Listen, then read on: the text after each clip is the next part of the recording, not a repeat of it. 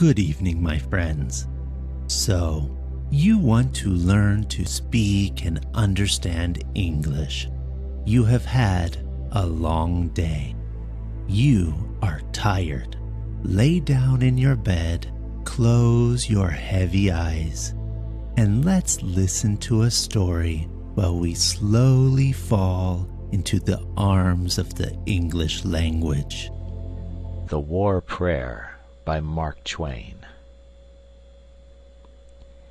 It was a time of great and exalting excitement. The country was up in arms. The war was on.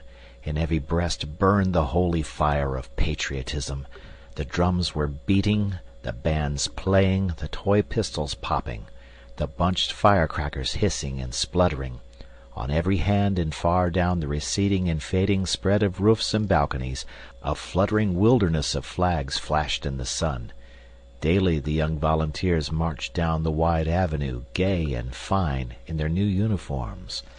The proud fathers and mothers and sisters and sweethearts, cheering them with voices choked with happy emotion as they swung by. Nightly the packed mass meetings listened, panting, to patriot oratory which stirred the deepest deeps of their hearts, and which they interrupted at briefest intervals with cyclones of applause, the tears running down their cheeks the while. In the churches the pastors preached devotion to flag and country, and invoked the God of battles, beseeching his aid in our good cause in outpourings of fervid eloquence which moved every listener. It was indeed a glad and gracious time, and the half-dozen rash spirits that ventured to disapprove of the war, and cast a doubt upon its righteousness, straightway got such a stern and angry warning that for their personal safety's sake they quickly shrank out of sight and offended no more in that way. Sunday morning came. Next day the battalions would leave for the front. The church was filled. The volunteers were there, their young faces alight with martial dreams, visions of the stern advance, the gathering momentum, the rushing charge, the flashing sabers, the flight of the foe, the tumult, the enveloping smoke, the fierce pursuit, the surrender. Then, home from the war, bronzed heroes, welcomed, adored, submerged in golden seas of glory. With the volunteers sat their dear ones, proud, happy, and envied by the neighbors and friends who had no sons and brothers to send forth to the field of honor, there to win for the flag, or, failing, die the noblest of noble deaths. The service proceeded. A war chapter from the Old Testament was read. The first prayer was said.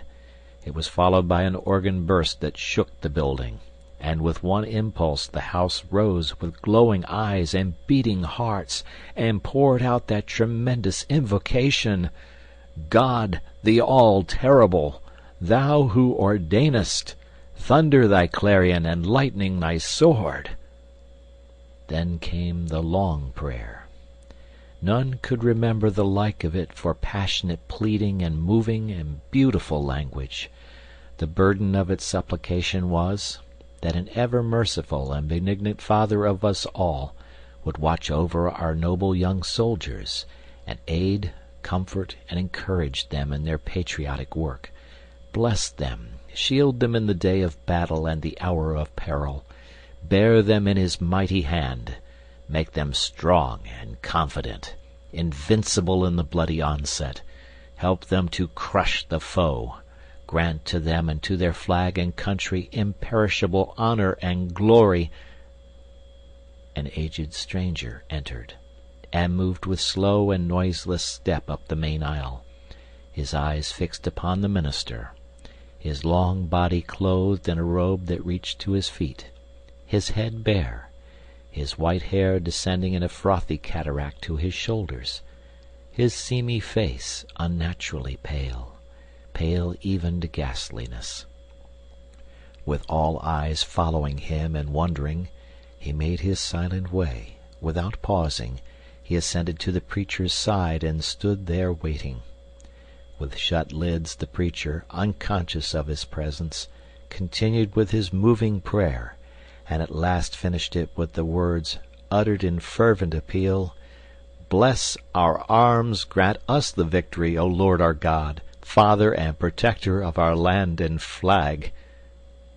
The stranger touched his arm, motioned him to step aside, which the startled minister did, and took his place. During some moments he surveyed the spellbound audience with solemn eyes, in which burned an uncanny light. Then, in a deep voice, he said, "I come from the throne, bearing a message from Almighty God." The words smote the house with a shock. If the stranger perceived it, he gave no attention. "He has heard the prayer of his servant your shepherd, and will grant it if such be your desire, after I, his messenger, shall have explained to you its import, that is to say, its full import. For it is like unto many of the prayers of men, in that it asks for more than he who utters it is aware of, except he pause and think. God's servant and yours has prayed his prayer. Has he paused and taken thought? Is it one prayer? No, it is two, one uttered, the other not. Both have reached the ear of him who heareth all supplications, the spoken and the unspoken. Ponder this, keep it in mind. If you would beseech a blessing upon yourself, beware, lest without intent you invoke a curse upon a neighbor at the same time. If you pray for the blessing of rain upon your crop which needs it, by that act you are possibly praying for a curse upon some neighbor's crop which may not need rain and can be injured by it.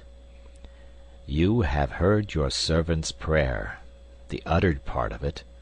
I am commissioned of God to put into words the other part of it, that part which the pastor, and also you in your hearts, fervently prayed silently. And ignorantly and unthinkingly, God grant that it was so, you heard these words, "Grant us the victory, O Lord our God." That is sufficient. The whole of the uttered prayer is compact into these pregnant words. Elaborations were not necessary. When you have prayed for victory, you have prayed for many unmentioned results which follow victory, must follow it, cannot help but follow it. Upon the listening Spirit of God fell also the unspoken part of the prayer. He commandeth me to put it into words. Listen. O Lord our Father, our young patriots, idols of our hearts, go forth to battle. Be thou near them. With them in spirit we also go forth from the sweet peace of our beloved firesides to smite the foe. O Lord our God, help us to tear their soldiers to bloody shreds with our shells. Help us to cover their smiling fields with the pale forms of their patriot dead. Help us to drown the thunder of the guns with the shrieks of their wounded, writhing in pain. Help us to lay waste their humble homes with a hurricane of fire. Help us to wring the hearts of their unoffending widows with unavailing grief. Help us to turn them out roofless with little children to wander unfriended the wastes of their desolated land in rags and hunger and thirst, sports of the sun, flames of summer and the icy winds of winter, broken in spirit, worn with travail, imploring thee for the refuge of the grave, and denied it.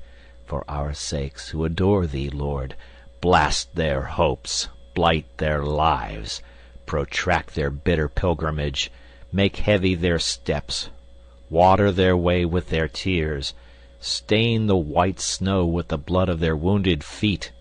We ask it in the spirit of love, of him who is the source of love, and who is the ever-faithful refuge and friend of all that are sore beset, and seek his aid with humble and contrite hearts. Amen. Ye have prayed it. If ye still desire it, speak. The messenger of the Most High waits. It was believed afterward that the man was a lunatic, because there was no sense in what he said. End of The War Prayer.